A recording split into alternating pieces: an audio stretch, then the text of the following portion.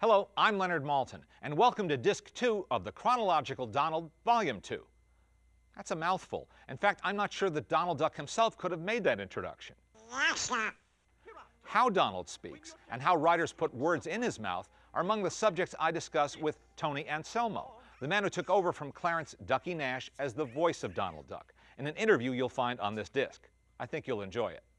I know you'll enjoy the cartoons on this disc, which include some of Donald's all-time funniest. Trombone Trouble is one of my favorites because it starts with a simple idea, Donald trying to put up with a noisy neighbor, and takes it in an unexpected direction. And No Sail, which teams up Donald and Goofy, always makes me laugh out loud. There's also one short, Donald's Crime, that earned the Disney studio an Oscar nomination. One of the interesting things about films of the past, even cartoons, is that they reflect the times in which they were made. The plastics inventor has Donald trying to fabricate his own material because during World War II, metal was commandeered for military use.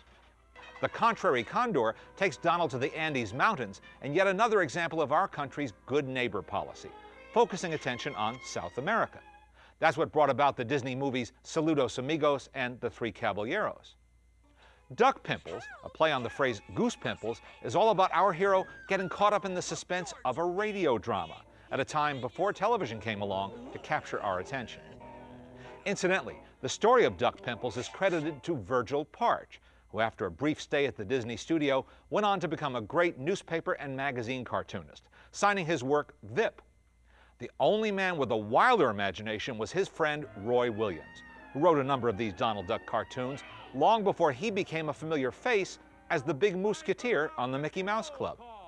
Finally, I should explain one pun that needed no explanation in 1946. The title, Frank Duck Brings 'Em Back Alive, is inspired by the slogan of a world-famous big game hunter and movie personality of the era named Frank Buck.